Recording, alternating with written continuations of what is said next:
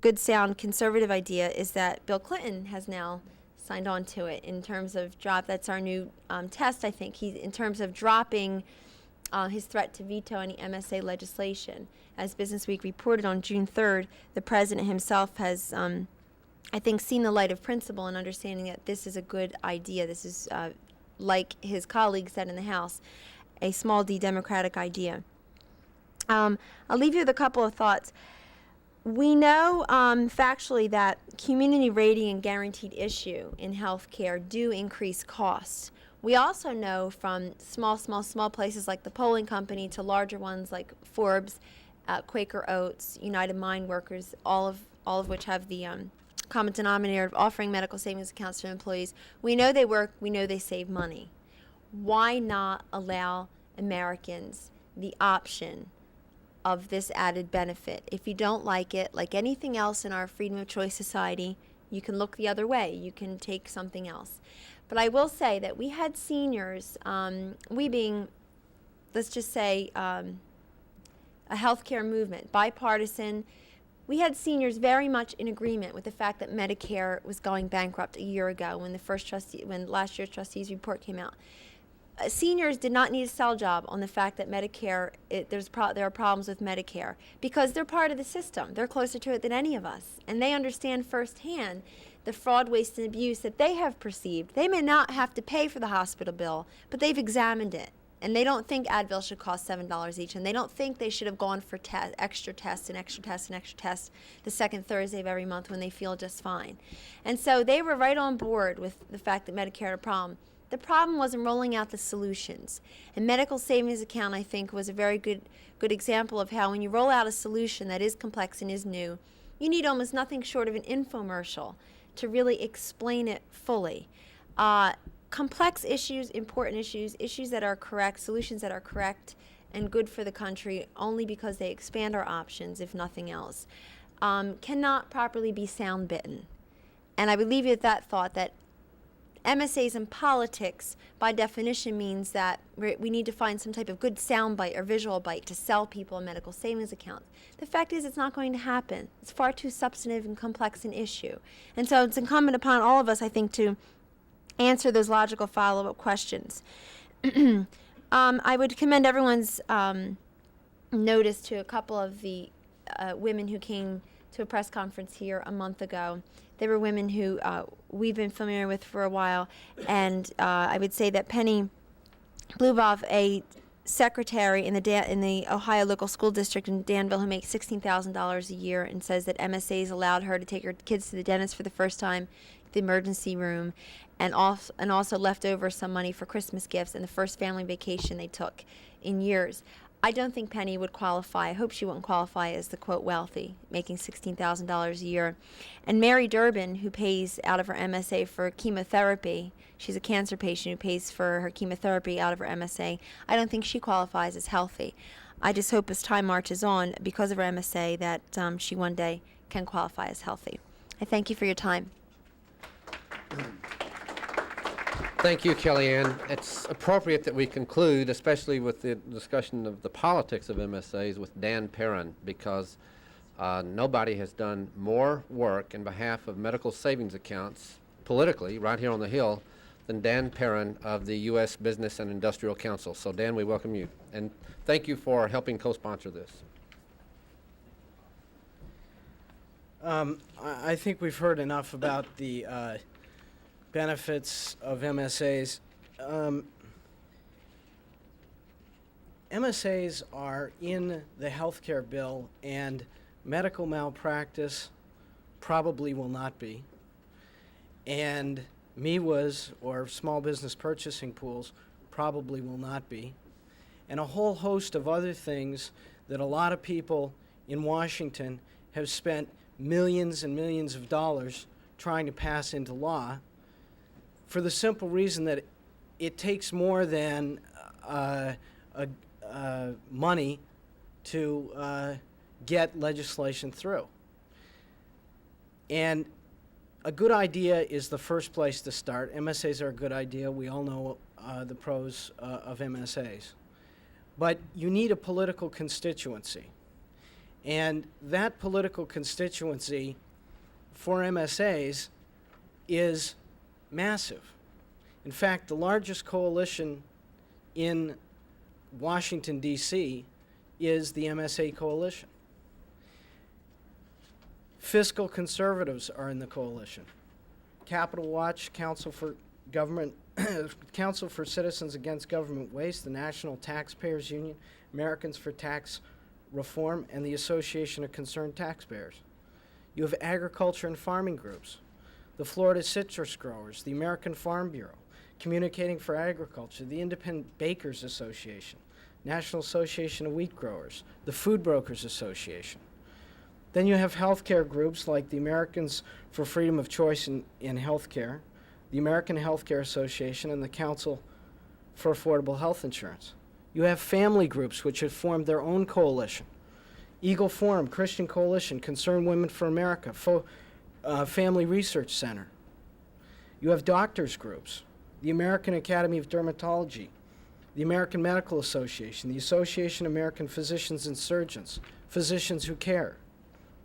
You have seniors groups, United Seniors Association, Council for Government Reform, 60 Plus Association, and the Seniors Coalition.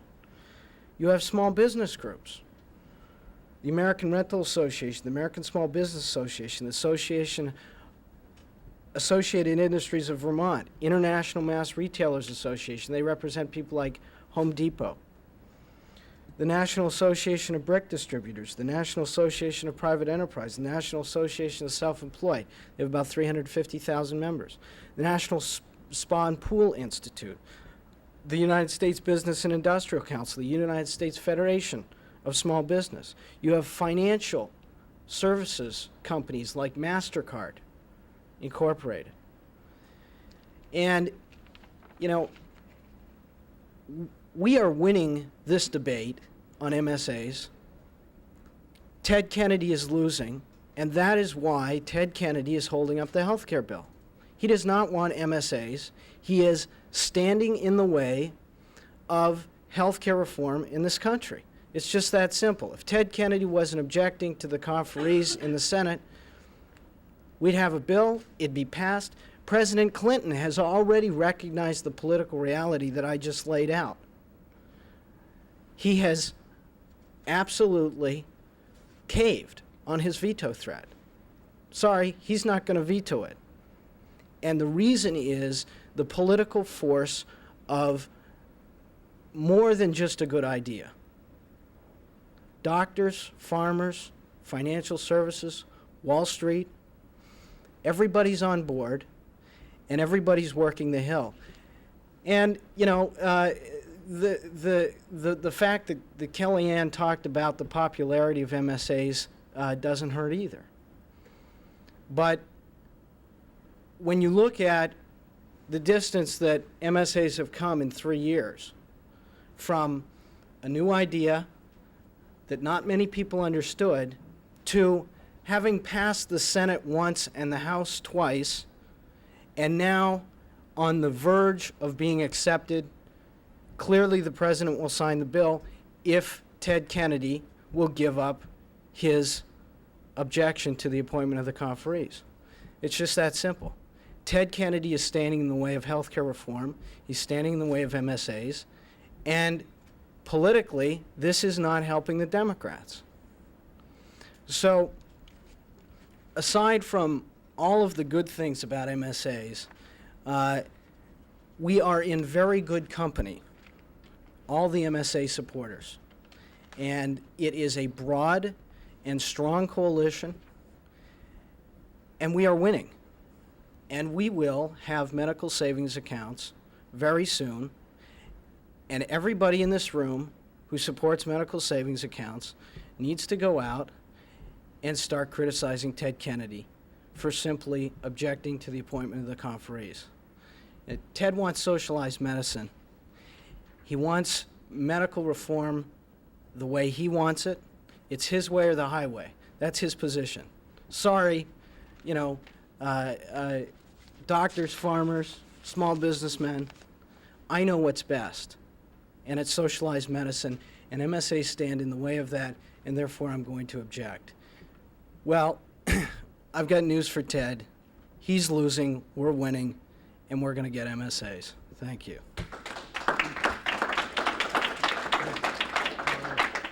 We're almost on time. Just a few quick questions and, yes, sir. Question for Karen. Can't the Senate leadership pick up a few Democrats and overcome a filibuster, or Kennedy's filibuster, or whatever obstruction he has? Well, the thing about the Senate, which is, I love the Senate. It's the greatest institution in the world, and I wouldn't change it a bit. It works on unanimous consent for virtually anything. And unanimous consent means that no senator will object.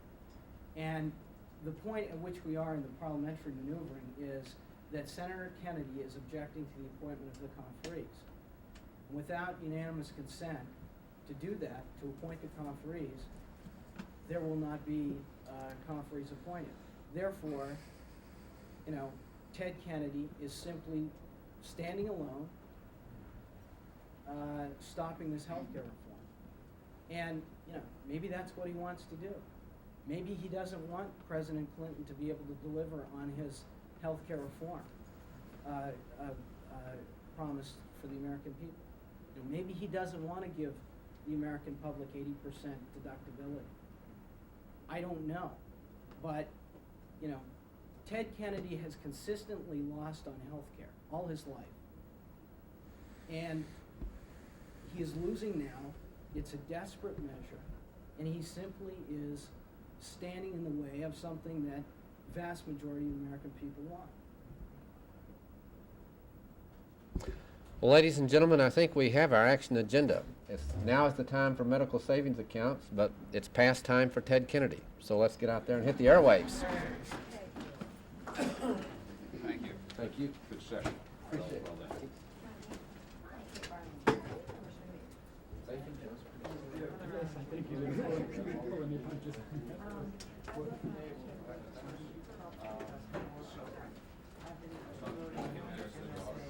I was